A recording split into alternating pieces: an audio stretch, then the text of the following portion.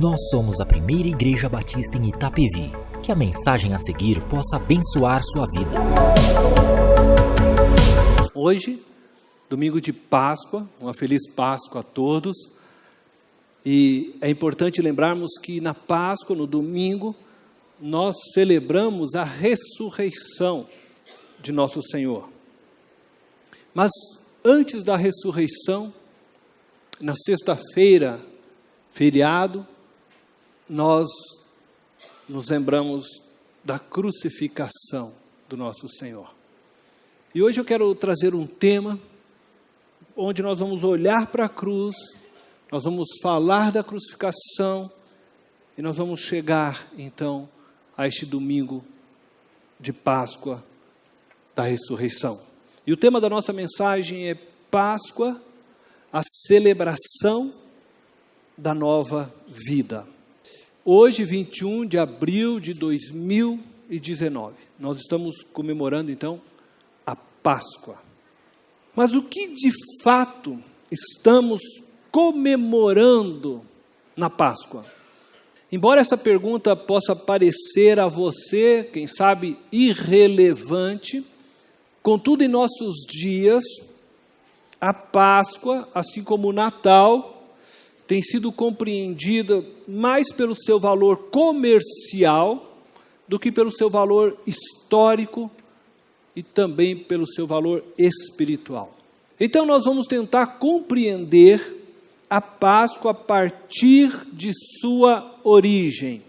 E aí eu quero convidar vocês a ler junto comigo o texto que se encontra em Êxodo, capítulo 12, do verso 1 ao verso 14. O texto que nós estaremos lendo é o texto onde Deus institui, então, a Páscoa. Êxodo, capítulo 12. Diz o texto: O Senhor disse a Moisés e a Arão, no Egito: Este deverá ser o primeiro mês do ano para vocês. Digam a toda a comunidade de Israel que no 10º dia deste mês todo homem deverá separar um cordeiro ou um cabrito para a sua família, um para cada casa. Se uma família for pequena demais para um animal inteiro, deve dividi-lo com seu vizinho mais próximo, conforme o número de pessoas e conforme o que cada um puder comer.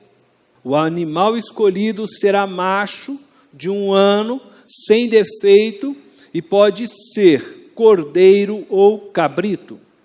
Guardem-no até o 14º dia do mês, quando toda a comunidade de Israel irá sacrificá-lo ao pôr do sol.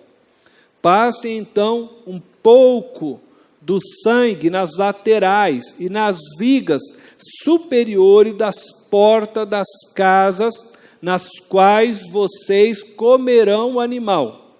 Naquela mesma noite, comeram a carne assada no fogo, juntamente com ervas amargas e pão sem fermento.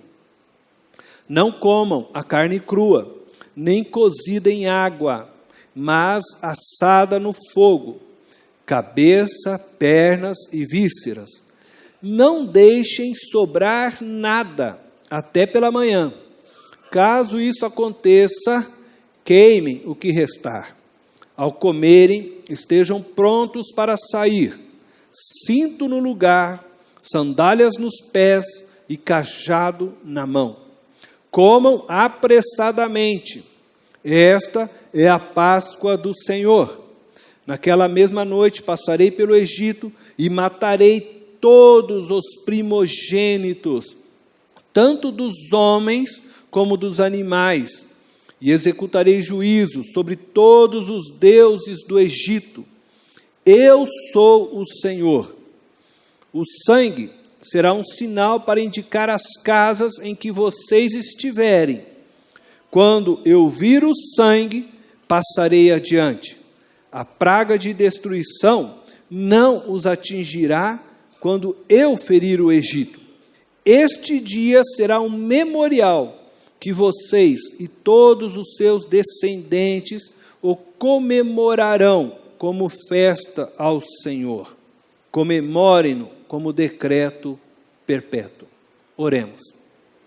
Deus eterno e poderoso, nós queremos te agradecer, Senhor, por hoje podermos comemorar a Páscoa. Podemos olhar para a história e saber que tua palavra se cumpriu, que o Senhor venceu a morte e hoje, Senhor, somos vencedores junto contigo. E nós pedimos agora que o Senhor venha falar aos nossos corações, que o Senhor ministre a cada vida que está aqui, Pai, que a tua palavra possa produzir vida em nós sempre, em nome de Jesus, amém. Irmãos, eu gostaria de começar essa reflexão com vocês olhando para este texto. Este texto, como eu disse, foi o texto que foi dado por Deus para institucionalizar a Páscoa, conforme nós aqui lemos. Então eu gostaria de olhar para a Páscoa e o seu significado no Antigo Testamento. A Páscoa é a festa que marca o início do calendário bíblico de Israel. Diz o texto, né? No primeiro mês do ano, no 14º dia do mês. O primeiro mês, então, do ano de Israel é o mês Abib. Abib significa espiga. Também, este mês foi depois chamado do mês de Nissan. Quando se fala na Bíblia do mês de Abib, mês de Nissan, está se referindo ao mesmo período. E a partir, então, deste mês, segundo o que nós lemos, começa o início do ano judaico.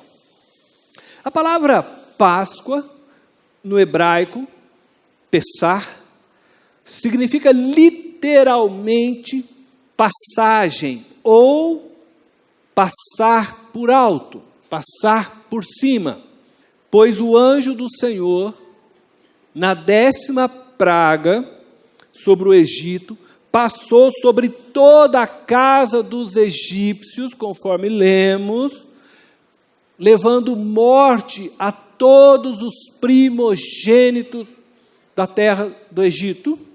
Contudo, quando o anjo do Senhor passou sobre as casas dos filhos de Israel, ao ver o sangue sobre os umbrais da porta, poupou-os da morte, uma vez que eles estavam debaixo do sangue do Cordeiro. Páscoa fala de memória. Páscoa fala de identidade.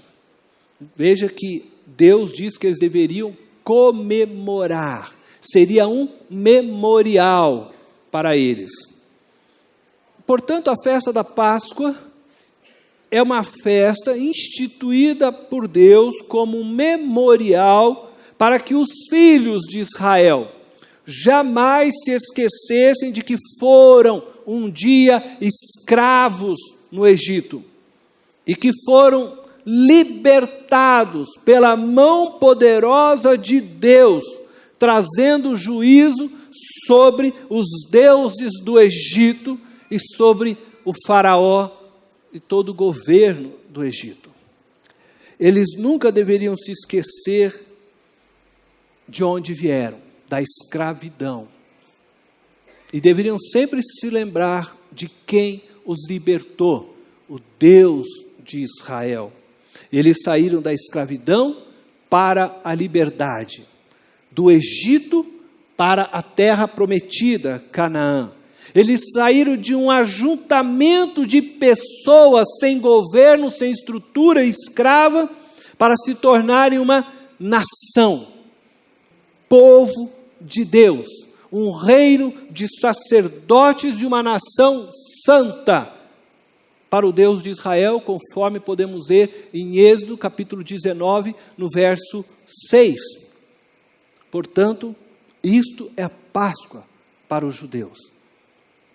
Como era feita essa celebração no Antigo Testamento? Bom, nós vemos também no texto, a Páscoa deveria ser celebrada com um jantar familiar, onde o cordeiro seria assado e comido por todos. Nada podia sobrar. Se sobrasse alguma coisa, deveria ser queimado pela manhã. O jantar também deveria ter na mesa o que eles chamam de matzá, o pão asmo, ou pão sem fermento, e ervas amargas.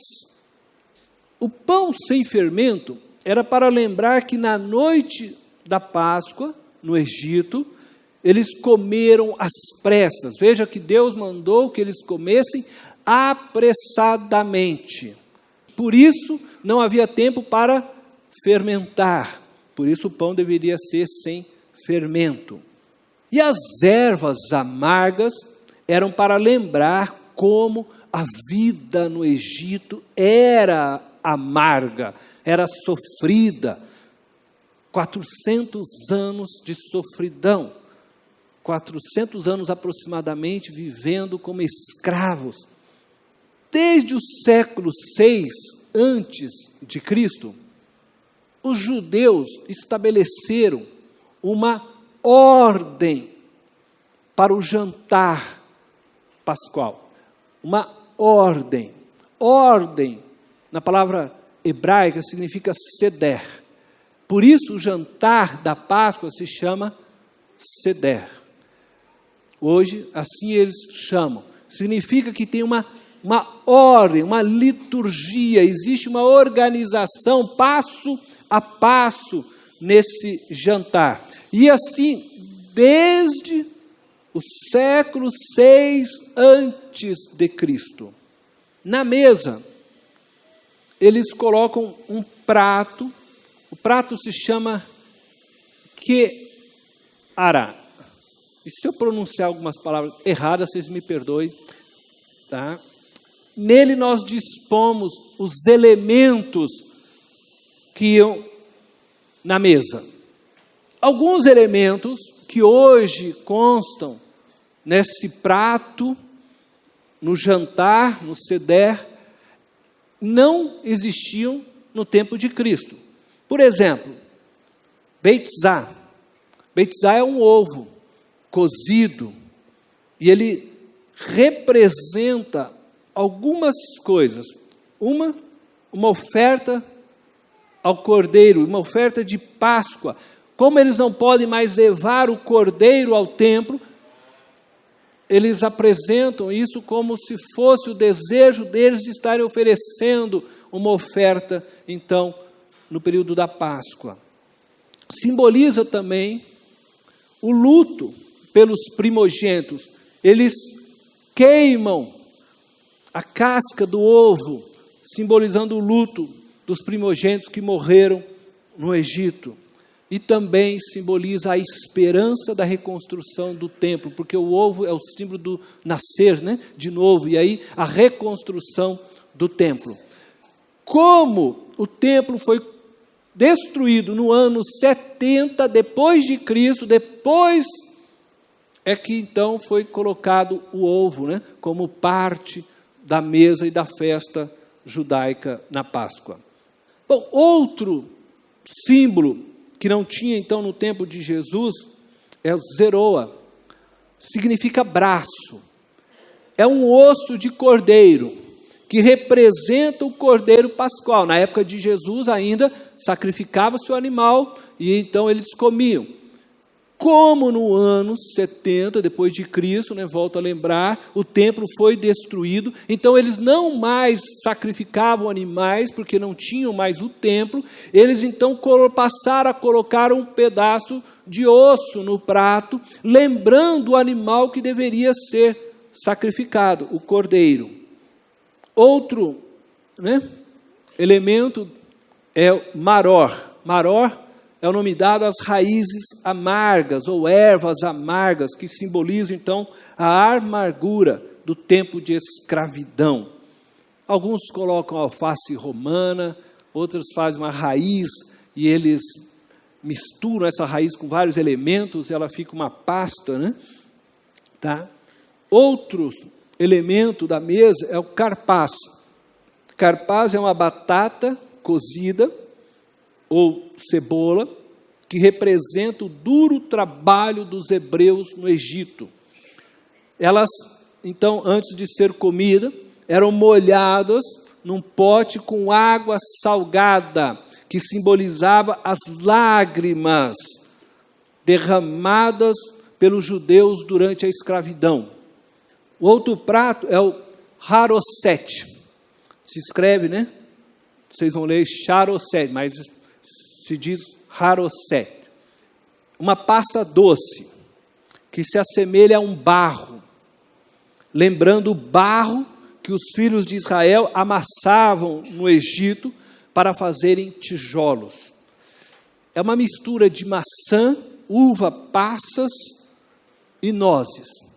E por fim, eles tomavam o vinho. O vinho era servido em 4 taças. Cada pessoa na mesa recebe 4 taças de vinho. Tá? E aí, durante esta ordem, vai se tomando as taças. O primeiro cálice, ele simboliza a separação, a santificação, né?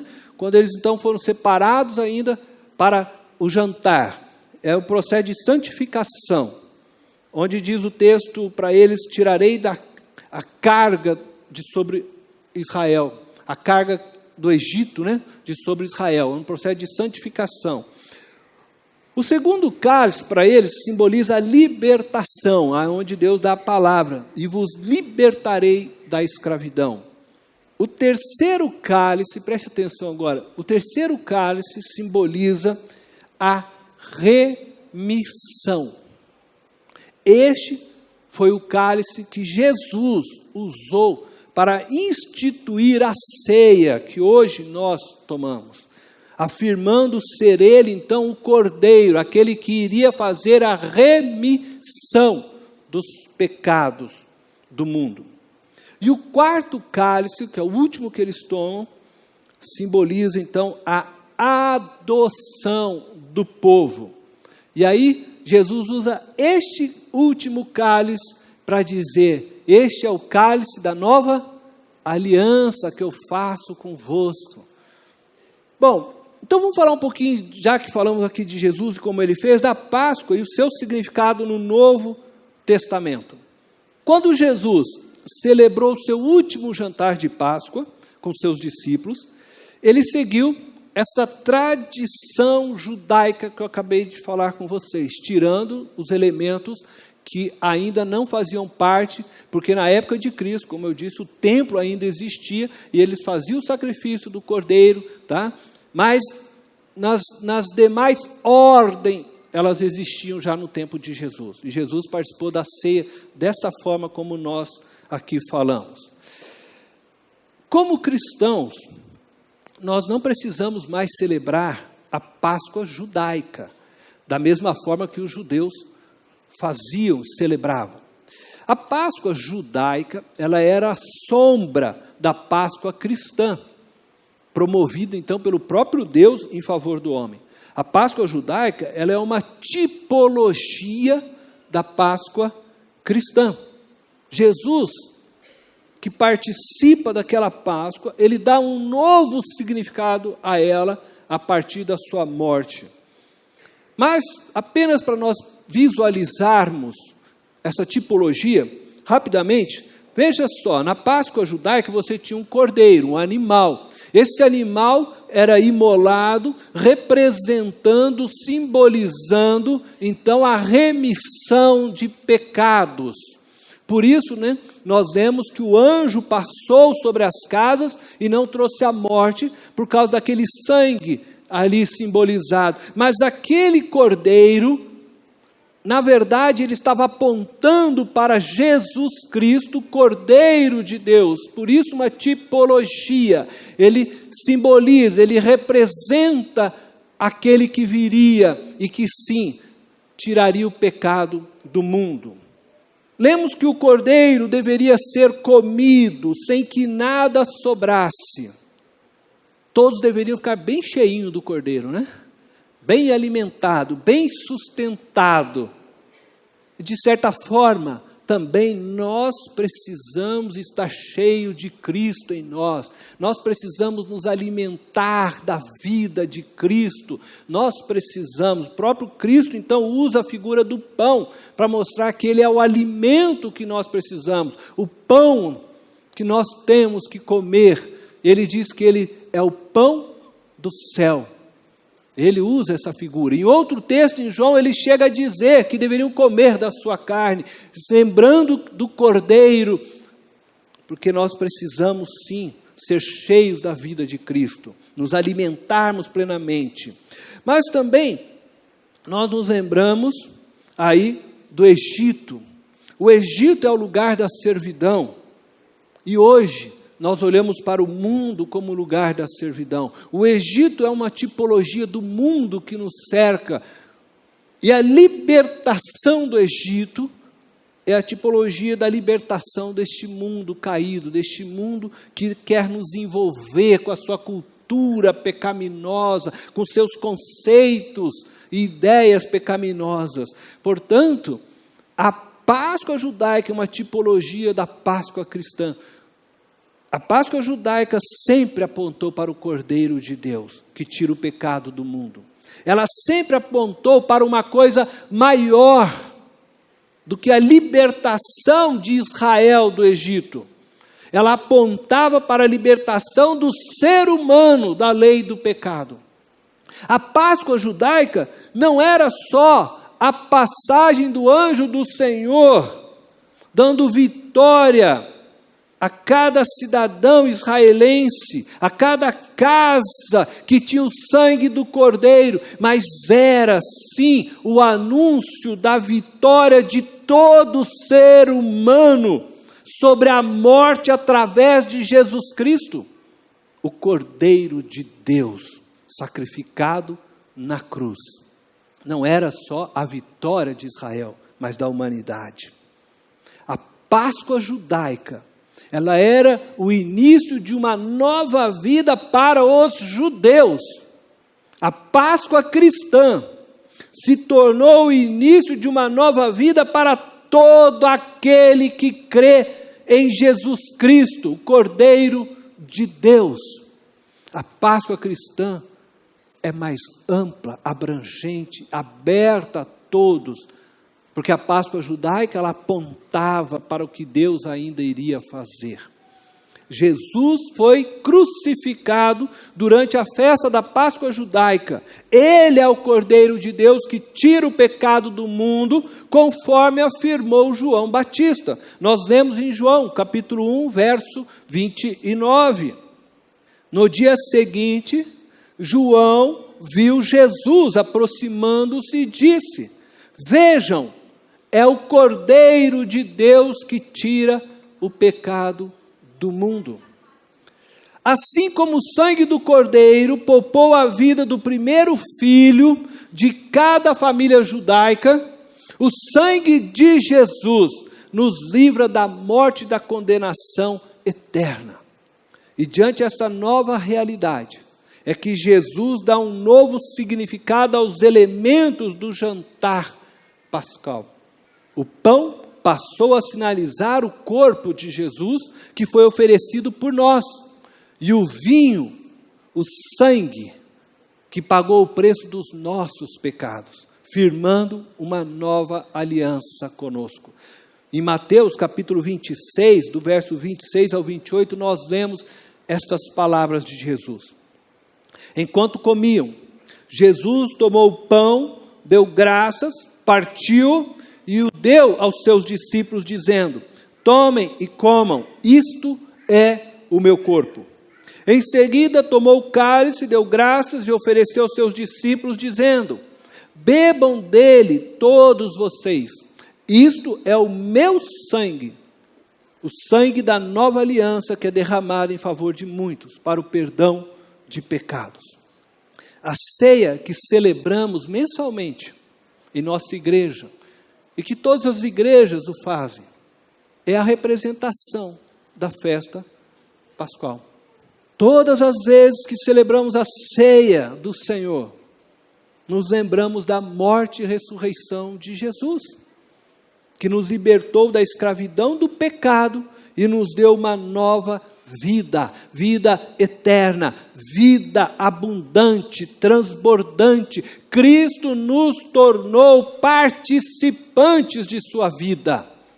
A Páscoa judaica pertencia a Israel, anunciava a salvação de um povo, mas a Páscoa cristã pertence a todos os povos, a todas as etnias, a todas as línguas, a todas as raças, a todos que creem em Cristo Jesus. É o anúncio de salvação a toda a humanidade. E eu quero dizer que a Páscoa cristã, ela traz um novo significado à vida. E eu quero olhar com vocês a Páscoa e sua ressignificação em nossas vidas. A Páscoa é a libertação da morte, que se tornou parte da nossa existência, devido ao pecado original, cometido no Éden. A Páscoa é o anúncio da possibilidade de uma nova existência, de uma vida experimentada além do poder destruidor da morte e do pecado.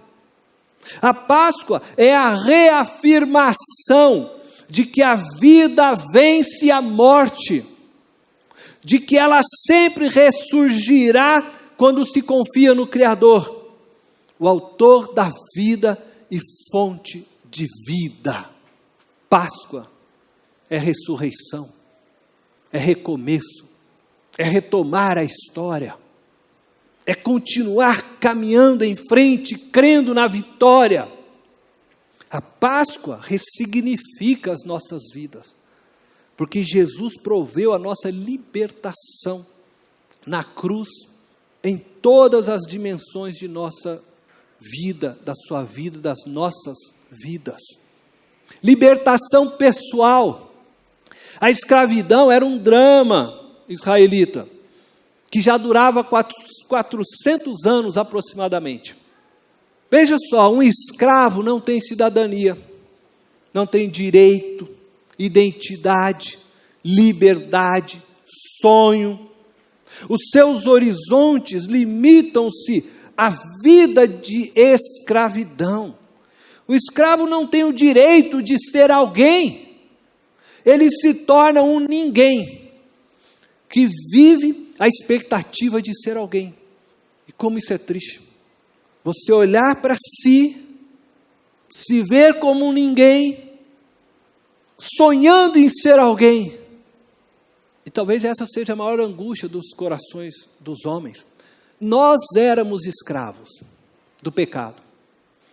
Por causa do pecado, não conseguimos ser o que de fato deveríamos ser, aquilo que Deus nos criou para ser, a imagem do Criador. Pois sempre nos víamos vencidos pelo pecado. Contudo, o Cordeiro de Deus, Jesus Cristo na cruz, promove a nossa libertação. Jesus é aquele que te liberta de seus traumas, de suas dores, de seus complexos, dos vícios ocultos, do medo do fracasso, talvez já experimentado na caminhada, do medo de encarar a si mesmo e se reconhecer como pecador, do medo das outras pessoas, do que elas dirão de você, da imagem que elas fazem de você, do medo da rejeição que alguém pode ter para com a sua pessoa, e no fim você se torna escravo de você, escravo dos outros. Jesus quer te libertar e tornar você alguém valioso no seu reino. Na cruz, Jesus te convida para se descobrir, para ser o que de fato você é, filho e filha amada de Deus, feito à imagem e semelhança de Deus, pois foi criado por Ele, para Ele. Cristo quer te libertar para caminhar junto com você. Uma vida plena, amorosa. Mas é também uma libertação familiar. A Páscoa é uma festa celebrada em família e entre amigos, conforme nós vemos lá no texto. Reúna sua família, e se são poucos, reúna os amigos ao redor, chama os vizinhos, diz o texto. Isso significa que Jesus deseja resgatar a família que vivia debaixo do poder do faraó. Resgatar a família da influência da cultura daqueles dias, que disseminavam ensinos e valores de um mundo caído, um mundo distante do Deus Criador. É na família que se começa a viver o social, que se ensina e que se aprende a amar a si e amar ao outro. Aprendemos também que a família, ela se estende além da sua casa. É isso que esse texto quer nos ensinar. Ela alcança os seus vizinhos, pois família para Cristo se inicia em nossa casa, mas se estende a todos que compartilham da mesma fé, a todos que se colocam debaixo do sangue do Cordeiro. Para Deus, a vida se vive na comunidade, em comunidade. Na cruz, Jesus te convida para se tornar membro de sua grande família, ser um com Ele e com os demais membros da sua comunidade, do seu reino. Jesus te convida a amar o teu próximo como a ti mesmo. Isto é, para que você possa se ver no seu próximo, amar o teu próximo como a ti mesmo, é necessário que você olhe para ele e veja você nele, e ele possa ver ele em você. Mas é uma libertação também social. Deus tirou os israelitas da opressão do Egito, debaixo de um sistema injusto, onde homens e mulheres nasciam escravos, sem oportunidade de serem alguém, de construírem uma história digna, de sonharem, de viverem além de amassar barros para o faraó, de viverem e poderem colher o que plantavam. Jesus, quando nos liberta, Ele nos liberta para sermos povo do seu povo, para vivermos numa terra onde a justiça e a oportunidade são para todos, onde todos vivem para o bem comum. Jesus nos chama para vivermos aqui como se já estivéssemos em nossa pátria celestial, e dessa forma trazermos o reino de Deus e a sua vontade à existência em nossos dias, até que Jesus venha reinar definitivamente sobre a terra. Mas é uma libertação também religiosa. No Egito, o povo recebeu a influência de uma religiosidade politeísta, baseada em deuses muito humanos, que não passavam de criações humanas, deuses no minúsculo, que mudavam constantemente de humor, que não tinham princípios e valores, que se vingavam um dos outros, e que exigiam dos humanos sacrifícios dos seus semelhantes para apaziguar a sua ira. Deus, o Criador, Deus de Israel, convidou Israel para uma relação pessoal e exclusiva, para uma relação que não era mais baseada no medo, mas no amor. E Deus os instrui de maneira que eles vivessem essa liberdade. Quando Deus dá ao povo de Israel mandamentos, Ele não dá mandamentos na intencionalidade de que fossem leis frias e rígidas, mas de que eles não se tornassem novamente escravos da idolatria, do pecado. Deus dá mandamento para o bem, para a libertação. Bom, eu quero fazer uma reflexão final com vocês. Quero desafiá-los, nessa Páscoa, a você avaliar seu coração, a partir da sua vida pessoal familiar, social e religiosa. Eu queria que você olhasse para dentro de você e você pudesse ver o que entristece o seu coração de fato e o que alegra o seu coração de fato nessa Páscoa. Que você possa hoje, em algum momento, tirar uma meia hora do seu dia e confrontar sua vida diante do que nós falamos, sem medo, com sinceridade, para verificar se você realmente tem experimentado a nova vida provida pelo Cordeiro de Deus. Então eu quero explicar para você algo. Viver a nova vida em Cristo, neste mundo presente, não significa não ter adversidades, não chorar, não perder. Pelo contrário, todas estas coisas serão presentes na sua vida. Porque o amor, ele nos levará a nos doarmos mais, a sentirmos mais as dores daqueles que nos cercam, a nos compadecermos com aqueles que estão perdidos, a sermos odiados e perseguidos por aqueles que amam as trevas e se beneficiam delas. Na medida que você brilha a sua luz, outros tentarão apagar essa luz. Mas também é uma vida que nos chama a nos alegrarmos com aqueles que se alegram, a comemorarmos a cada pessoa que ainda não se encontrou na história, a cada pessoa escravizada, que ao se encontrar com a cruz, se descobre e se torna alguém importante, amada em Cristo Jesus.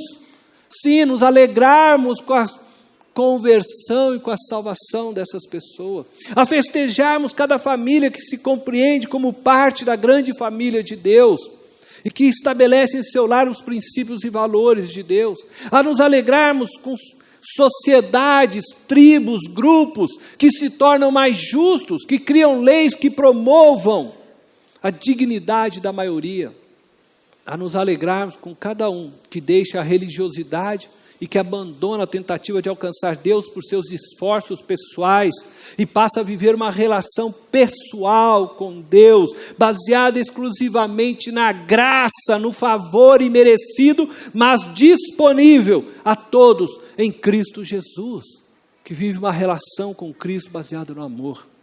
Que a Páscoa te liberte, que sua vida seja ressignificada a partir da vida doada por Cristo Jesus na cruz, que ela seja libertadora para você, pois Jesus morreu para que você fosse verdadeiramente livre.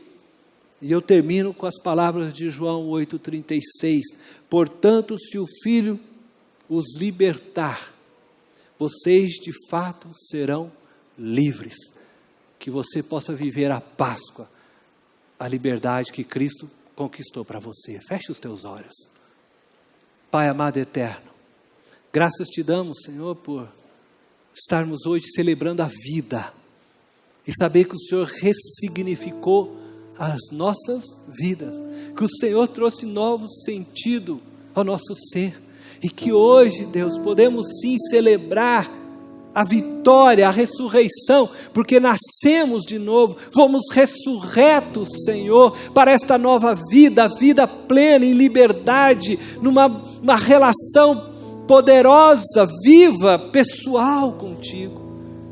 Sim, Deus, nós somos hoje membros da igreja do Senhor, nós somos hoje membros da comunidade do Senhor, nós somos hoje chamados filhos de Deus, nós somos hoje povo de Deus, nação santa, propriedade exclusiva do Senhor, porque na cruz o Senhor ressignificou a nossa vida. Nós éramos antes das trevas, nós éramos inimigos de Deus, nós éramos sim perdidos, Senhor, mas o Senhor nos resgatou com teu sangue poderoso, com teu teu sangue carmesim puro derramado naquela cruz, nossas vidas foram lavadas, o preço, Senhor, da nossa salvação foi pago, a morte já não tem poder sobre nós, somos filhos da luz, ressurretos, vivos, Senhor, porque Tu és o nosso Deus, Tu és a nossa vida, Tu és o Cordeiro de Deus, Tu és Jesus o vencedor, Tu és Emanuel, Deus conosco, Tu és, Senhor,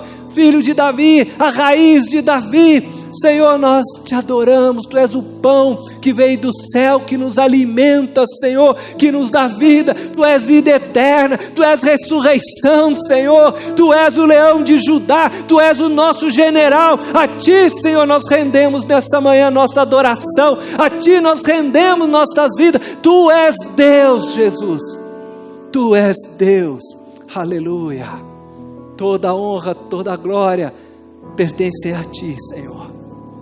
Obrigado pela Páscoa, pela, Senhor, vida que nos deste. Em Teu nome oramos, em Teu nome, Senhor, agradecemos. Amém, Jesus. Esta foi mais uma mensagem especial da Primeira Igreja Batista em Itapevi. Que Deus te abençoe.